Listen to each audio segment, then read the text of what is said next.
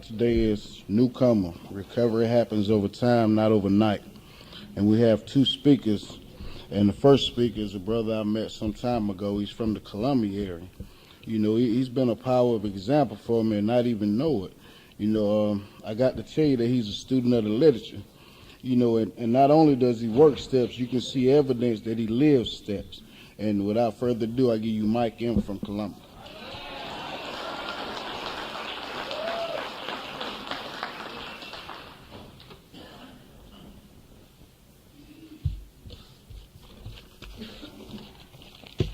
I'm an addict named Michael. And as always, I thank Almighty God for allowing me an opportunity to come and stand before you and present my perspective of recovery. This topic made me feel real good about being a member of Narcotics Anonymous. I want to identify the newcomers. Is there any newcomers in here? Could you show? Yeah.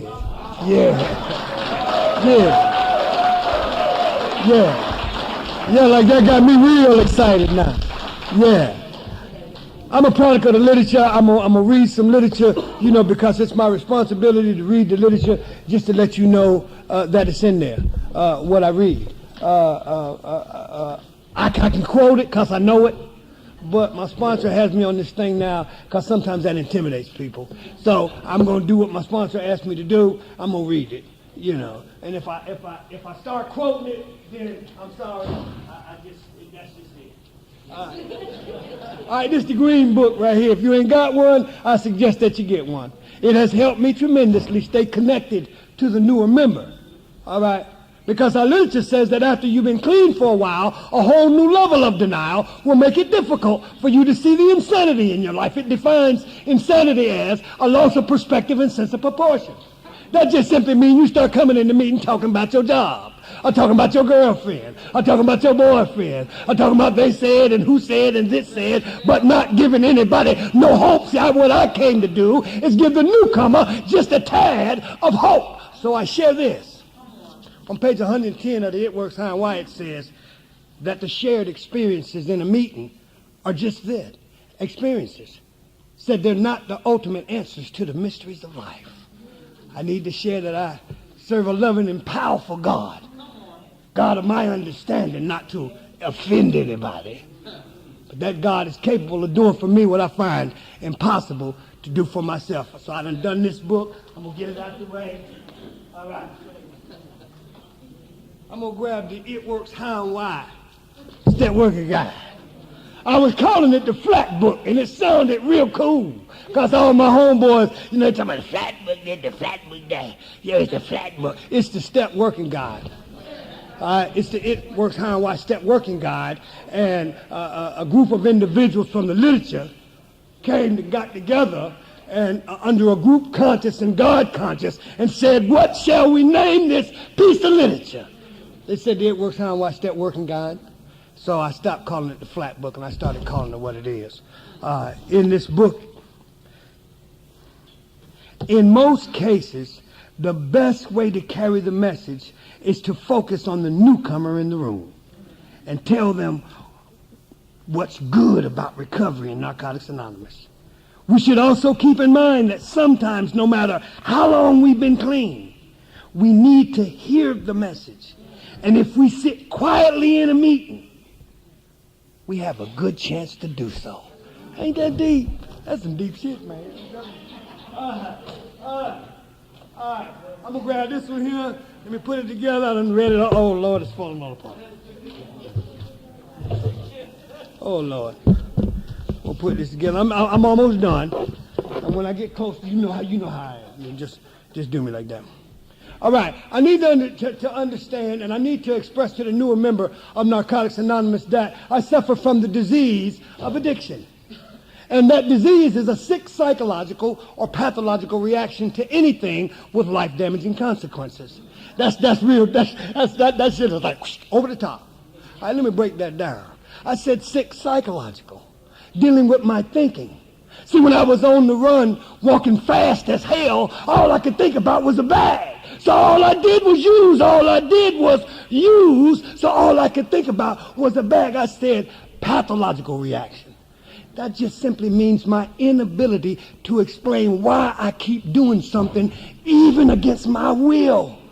I didn't want to use every day. For real. I got up some morning saying, no, not today. I'm not going to do it. I promised my mama, my daddy, him, her, them, they, all, it, everybody. God, I'm not going to do it today.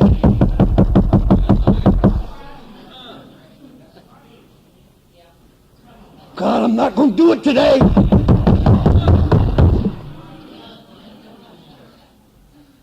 Y'all come on in. Yeah. And the literature says that when I'm in my disease, I'm under the control of a destructive, violent power greater than myself that can lead to relapse. When I'm in it. How do I know when I'm in it? It works, how much that working God says when I'm trapped in endless loopholes that lead nowhere but to spiritual, mental, and physical decay. That's clean. I ain't talking about picking up yet. I'm talking about in the disease of addiction. I got clean May 15th, 2001. And every now and then, even as a more experienced member, I find myself trapped on the what if only, in just one more time. Clean. But the name of this workshop is Newcomer.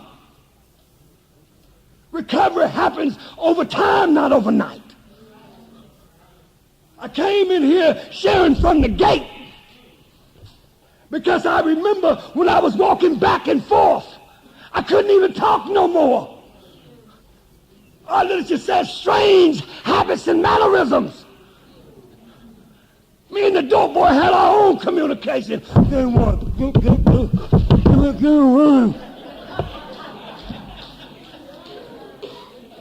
Get one, man. And once I got it in my hand, once I was locked and loaded, I walked fast as hell to the spot. Got to the point where I couldn't even hold my tools no more. I would shake and convulse in strange habits and mannerisms. And at the end of the road, when I could no longer function as a human being, either with it or without it, I was in a hell of a dilemma. What you gonna do, boy? What you gonna do?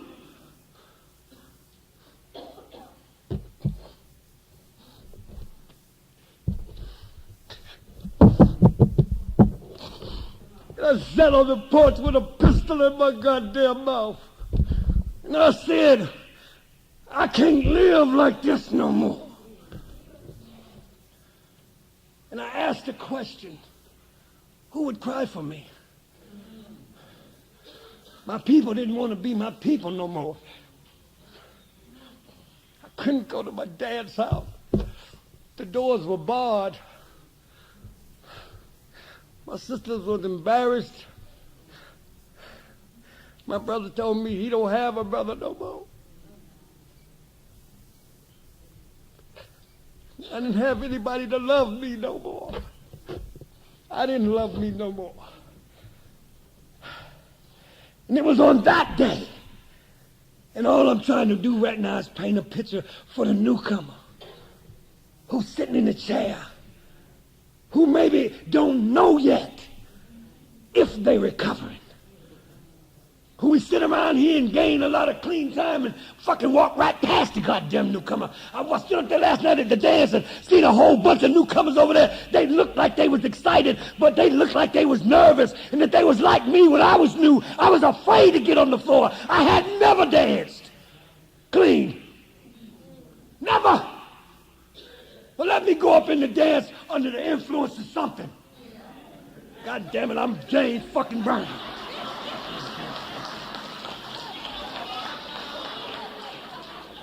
So when I went to my very first meeting, when I went to that dance that night and I was on that wall clean, scared to get up off of it, it was my predecessors who walked up to me and said, let's go. not would you please. Let's go. And when I started to move the first time, an animal was released. I was a dancing vocalist. Yeah. I came into recovery, like I said, my first official day clean was May 15, 2001. I went to a mental institution on the 14th of May in 2001. When I woke up, I was in a place called Bryan Center for the mentally insane. I said, wait a minute, hold on. I didn't tell the people that I was that crazy, was I? I said, I think I'm in the wrong spot. But after I've been here a while, I realized that normal people, don't do the shit that I do. Like normal people don't walk up and down the street all night long. Like normal people don't steal their father's checkbook and cash shit around town like Donald Trump. Normal people don't do that. So I was in the right place at the right time, because I think what I told the people was that if you don't do something for me, I'm going to kill myself, and somebody, maybe some other folk, will die today too. And they rushed me to the crazy house. Yeah, I was crazy as hell. But I got into recovery. That's what I like to see, smiles. Yeah, and I share in a jovial manner just to let you know, newcomer, that I'm not mourning no shit. Like I'm feeling exceedingly happy today. I'm gonna kick my fucking leg. Yeah. And like I didn't get here overnight. But coming up off a death row, a self-imposed death sentence, like I suffered. And when I came in here that very first few days, like I noticed that my suffering started to decrease. Our literature says that self-esteem was non-existent all of a sudden after a couple of days being introduced to you guys, brushing up against recovery. I noticed that I started to feel a little bit of self-worth just by coming in here with y'all. Yeah, there was some of y'all in here who was spiritual giants, who sat next to God.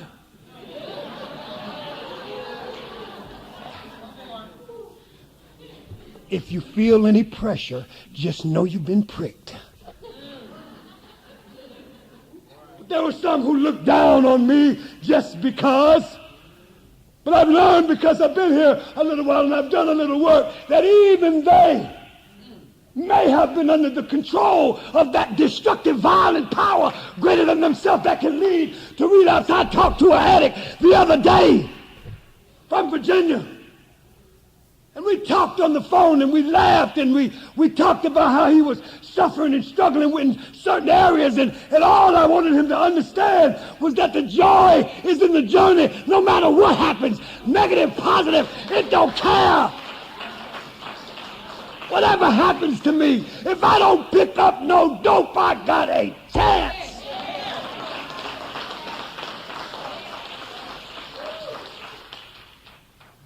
So after 30 days clean, they said, anyone have 30 days clean? And I shot up to that motherfucker fast as hell.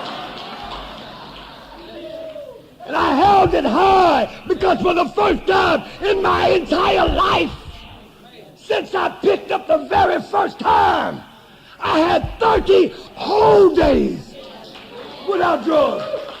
30 whole days.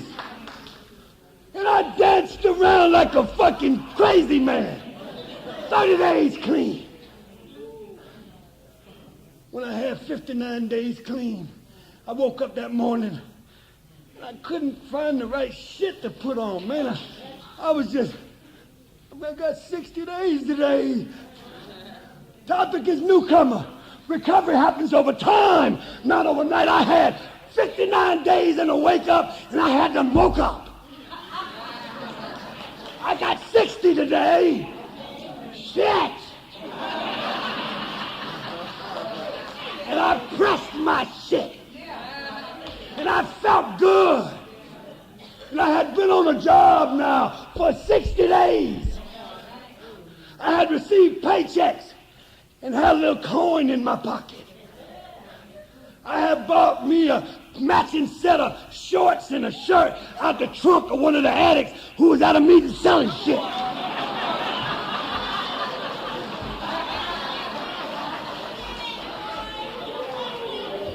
Bought me a fucking NA hat and leaned it to the side a little bit. But I started to feel a part of. And when I stood in the back of that was the longest damn meeting in the world. And I kept sitting in that meeting talking about, damn it, I wish they had the fuck up. I got to get this. And when I said, does anybody have 60 days? You didn't even get it out. I said, I do.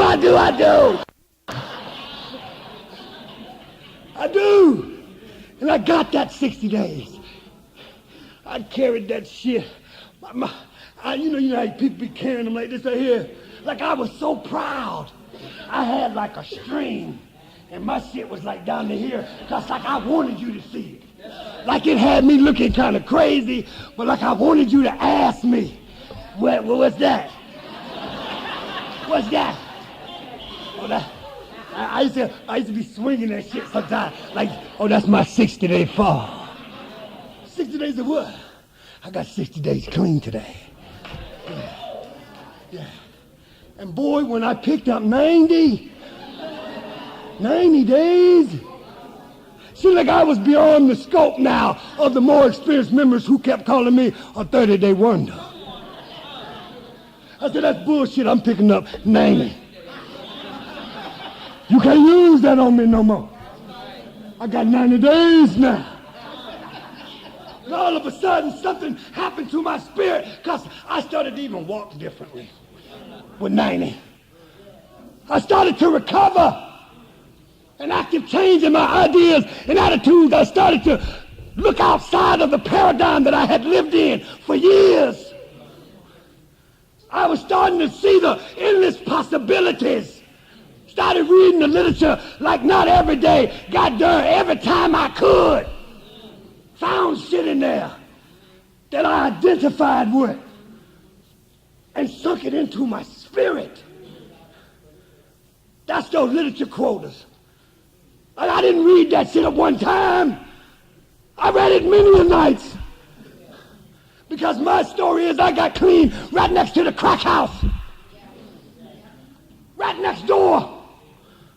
And the disease used to play at me. I had some weights out there. I was trying to body build. Came in here weighing 140 pounds. But I'm bodybuilding with 90 days clean. But I found out what I really was out there for was to see those addicts walking in and out of the crack house. Going in, facial expression one way, coming out the other. And we talk about the direct nature. I was clean, but on my spirit, I wanted to be in the crack house. I wanted to be in the crack house, man. But I stayed because I had a goddamn sponsor. Because I picked up the phone and called people and told them how I'm feeling. Man, I don't know how to stay clean today. They smoking some real strange shit next door. Their face is real ugly.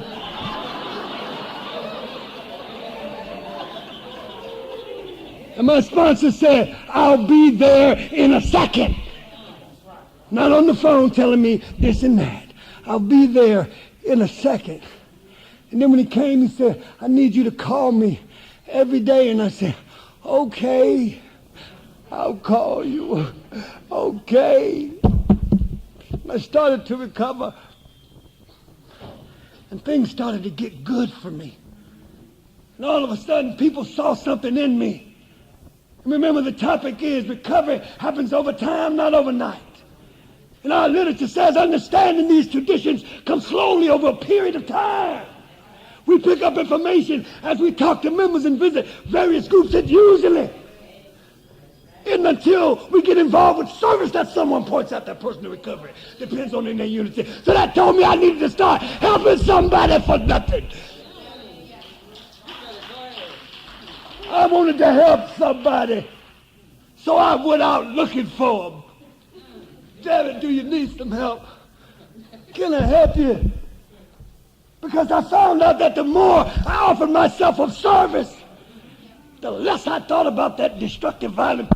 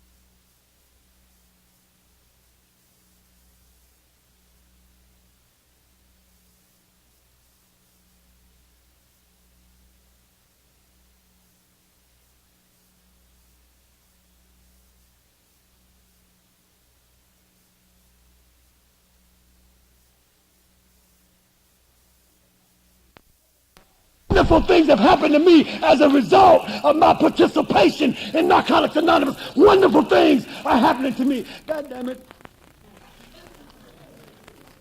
I got my fucking driver's license back.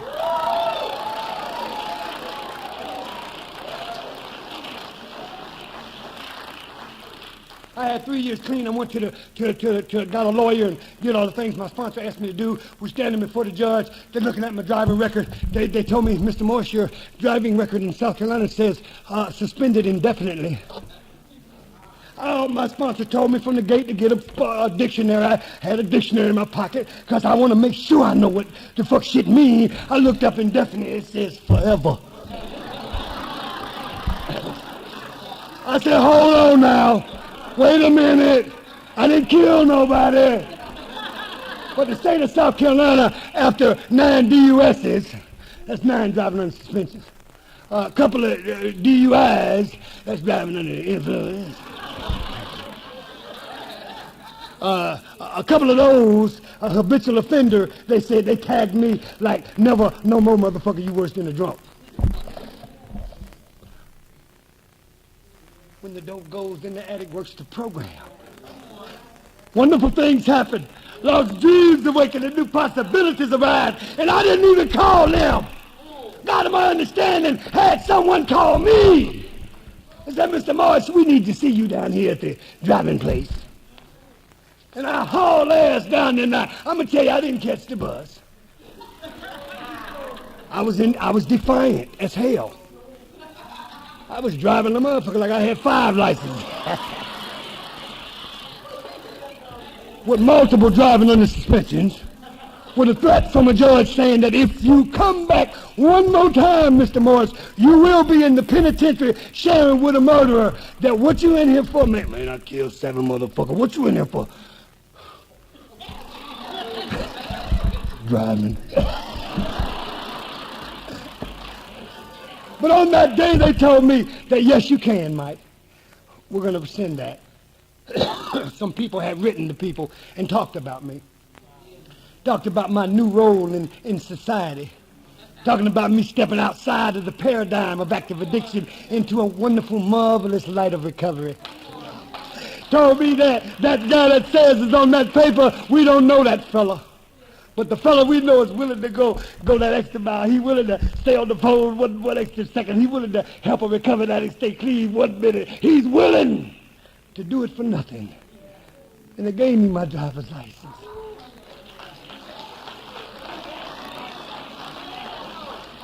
I'm just talking about the marvelous things that have happened to me in the process of Narcotics Anonymous. I graduated from college May the 7th.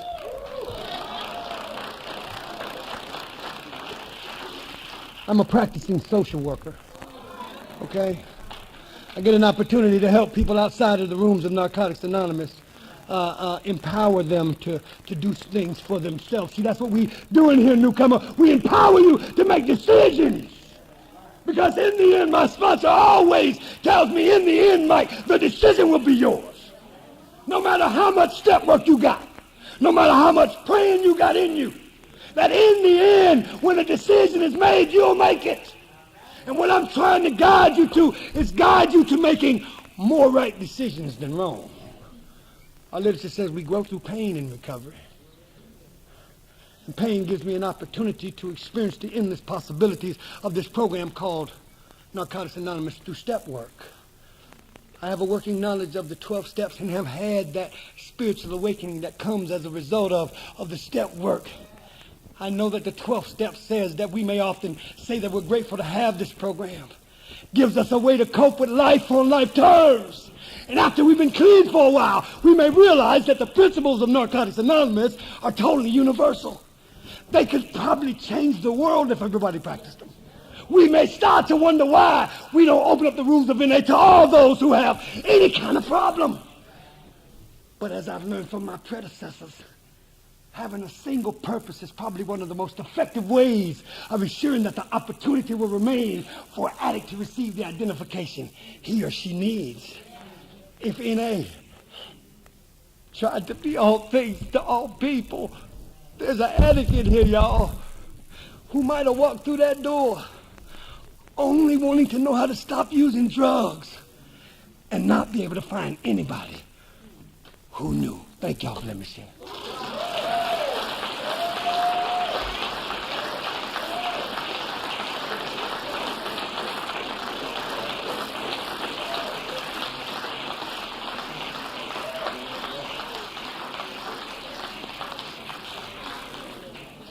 Mike, as always, you did the thing. Y'all see why you're the power example for me? Yeah. But now we have Krista M, and I asked Gene to come up and introduce.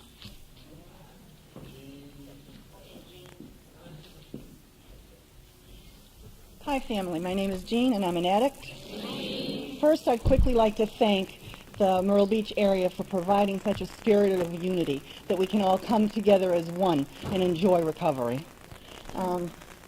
I'm here to introduce today someone that's very special in my life, and I'm sure for a long time she really did not know how special she was, because she was truly, and still is truly, a power of example to me in my recovery. She's a woman who takes life in spiritual context and knows that when she falls short, because we're not perfect, she picks herself up, she dusts herself off, and she walks with her head up in the spirit we provide within this program. I give to you the person who is a guiding influence in my life and who keeps my sponsor connected and real so she can help me. I give you my grand sponsor, Crystal M. from Buffalo, New York.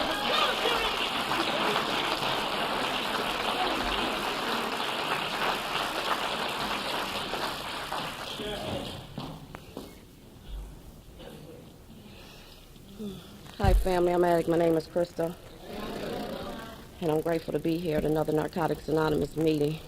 Not only be here, but be in my right mind and know that I'm here. For that, I am truly, truly, truly grateful. And I'll get back to being in my right mind in 1 minute, if God allows me to. I got my tissue. I heard this gentleman in Baltimore say, issues are like tissues. They just keep popping up, you know, and my issues keep popping up as I stay here in this program. So I try not to come up here without my tissues, because we do this thing that, like, we don't give each other tissue unless your snot is running from your nose and about to enter into your mouth. Until that point, you need to feel what you need to feel, because you certainly cannot heal what you cannot feel. So we allow each other to feel what they need to feel. I want to thank this Serenity Fest convention for asking me to come out and share my experience, strength, and hope.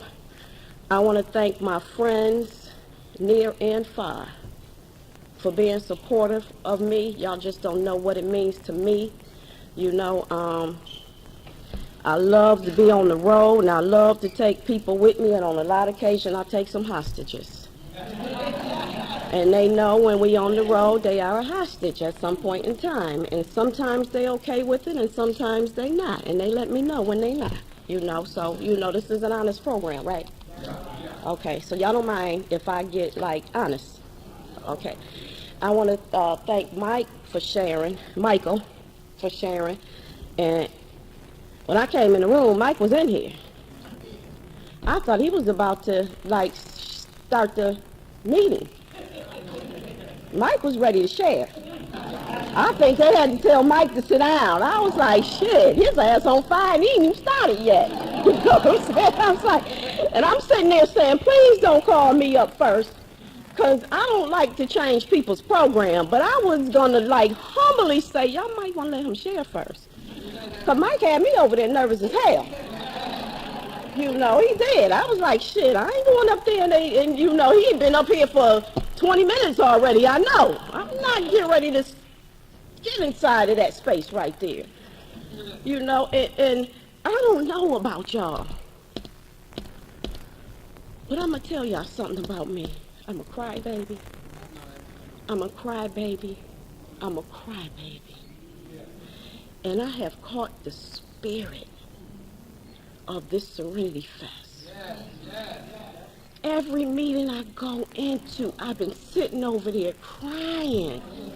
You know, not out of any kind of pain, sometimes some memories, sometimes some empathy, sometimes sympathy, sometimes just feeling what I need to feel.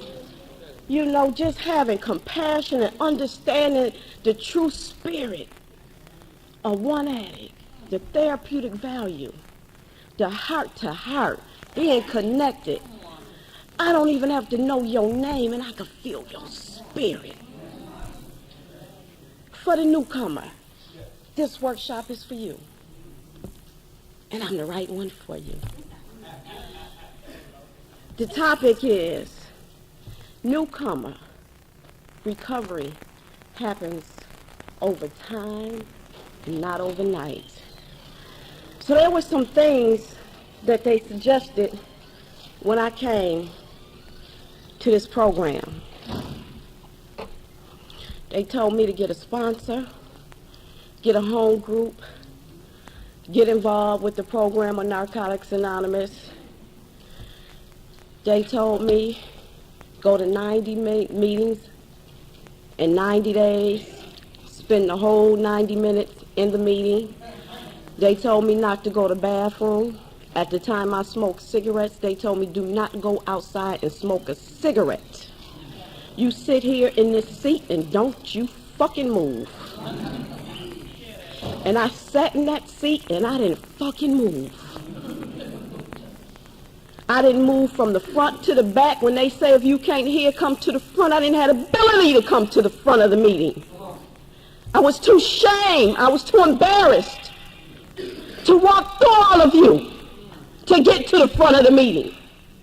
So newcomer, in the back of the meeting, this message is for you. That seat is for you. I still don't like sitting in the front of the meeting, because I want to see everything and everybody. I want to see everything that moves. I want to know what's moving. Because see, where I came from, I needed to know what was moving. Because I'm a mover and a shaker, baby. And I got to move. I might need to duck. I might need to get out of the way. You might need to duck. Because on some days, I might want to bust somebody in the back of the head with a chair. So I need to be in the back. Because someday somebody might want to bust me in the back of the head too. And I come from the eyes wide open school. Watch everything and everybody moving. You know, so newcomer, if you here and you just arrived and you scared Welcome to Narcotics Anonymous. Newcomer, if you here and you just could not stop using and you are 9 months pregnant, welcome to Narcotics Anonymous. Newcomer, if you here and you on your 5th baby and you still can't stop using, welcome to Narcotics Anonymous. Newcomer, if you here and you don't know if you want to stay here, welcome to Narcotics Anonymous. Newcomer, if you here and you don't have the ability or the fortitude to say help, welcome to Narcotics Anonymous. Some of the things they said was a closed mouth do not get fed. Well, till you learn to open your mouth, just keep showing up, baby. We gonna feed you anyway. Because we see the hungry look in you. Newcomer, if you here and they pass the basket and you thought it was for you, welcome to Narcotics Anonymous.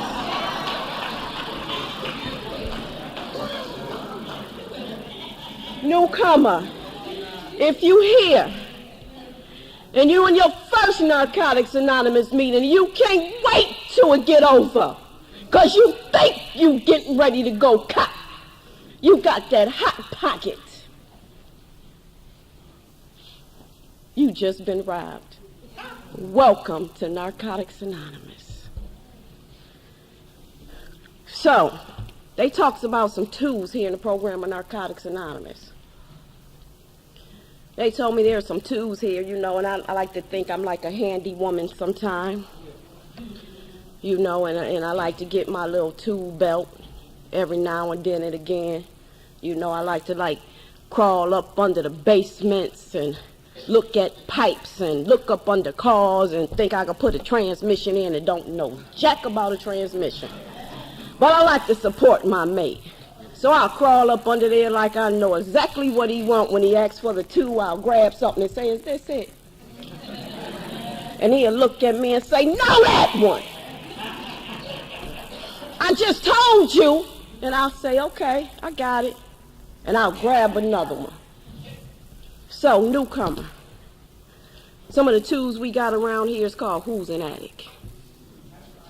Some of the literature that they suggest we read around here in the basic text. They also got this thing called, what is the Narcotics Anonymous program? They also got this piece of literature talk about why we're here. My favorite piece of literature. What I heard in my first Narcotics Anonymous meeting was, why are we here? I didn't hear anything else. All I would do was focus on who I thought was going to be my trick for the day. And before the meeting was over, another suggestion, do not leave 5 minutes before the miracle happened, is what they suggested to me. Thank God I had the ability to stay.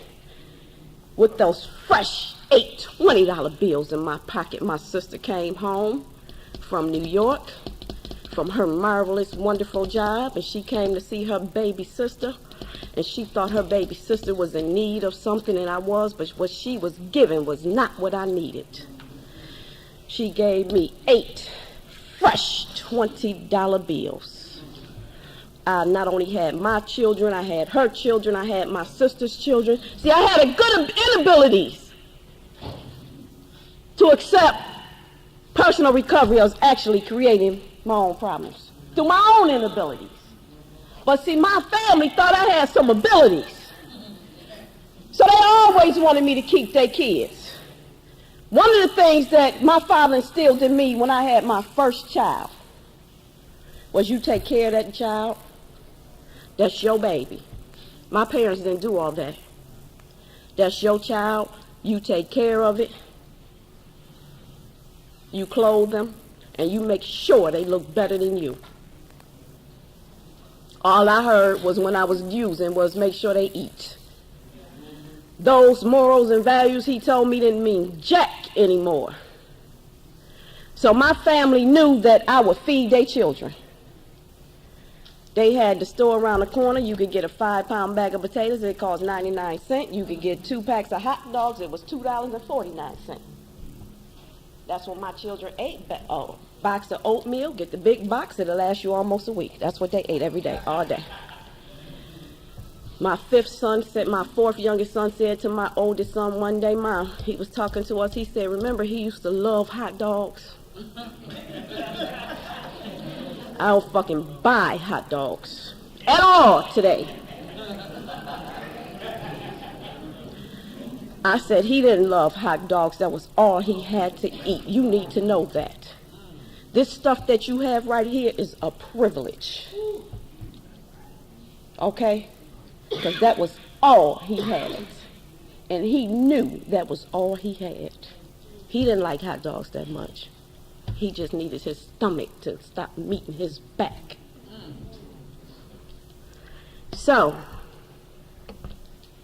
my sister came. That day, I couldn't wait for her to leave because the meeting was starting at 6 o'clock. It was about 4 o'clock, and she was taking too long to leave. Mind you, the meeting is as far as that door from where I'm standing right now. All I had to do was cross the expressway, and I'll be right there at the meeting. My first NA meeting I was about to attend. And I only was going to the meeting because of the facility that I was in told me I needed to go to meetings if I wanted to graduate. I had never graduated in my life, not kindergarten, not first grade, not pre-K, not high school. I wanted to graduate. So, Newcomer, I thought I could sit long enough in my house and go across the street. Just long enough to go across the street. But before I went across the street, I called the man. I told him, at 7 o'clock, meet me right here at the side door of this place right here, and I'll be coming out. I didn't know what I didn't know. So, I watched the clock, and I watched the tricks. I watched the clock, I watched the tricks. The basket went, I watched the basket. But they wasn't tricks, but that's all I seen, y'all. The fog hadn't lifted yet.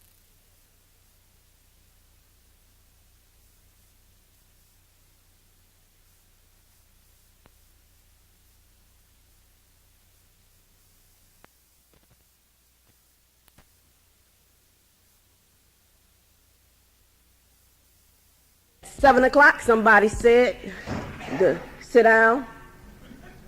Do not fucking move.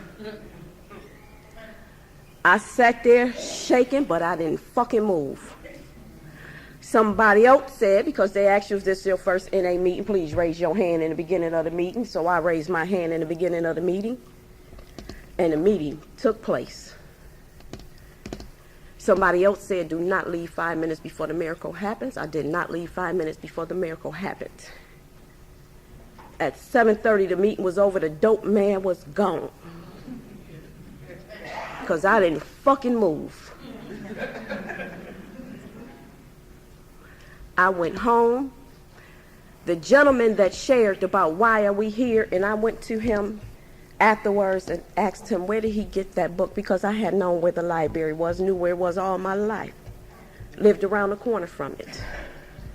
And he said, I did not get this from the library. They got some right there on the table for $10. And I looked at him like, you think I'm about to spend my $10 that's on a book? You fucking crazy. You got to be kidding me. All this got to go.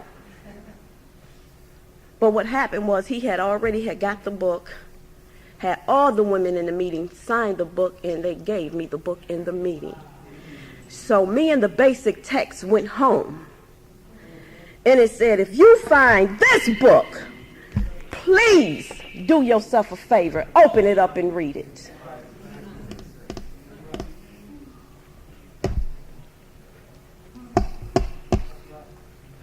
They had given me a meeting schedule. So as I tried to comprehend the basic text,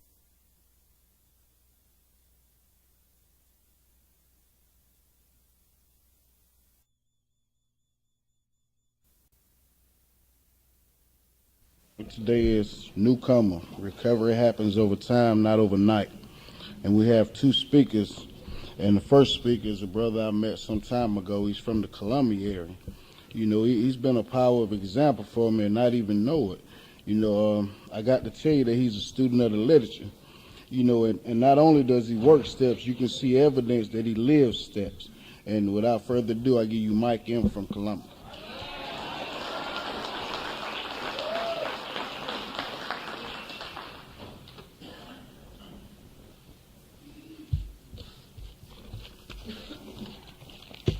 I'm an addict named Michael. And as always, I thank Almighty God for allowing me an opportunity to come and stand before you and present my perspective of recovery. This topic made me feel real good about being a member of Narcotics Anonymous. I want to identify the newcomers. Is there any newcomers in here? Could you show? Yeah. Yeah.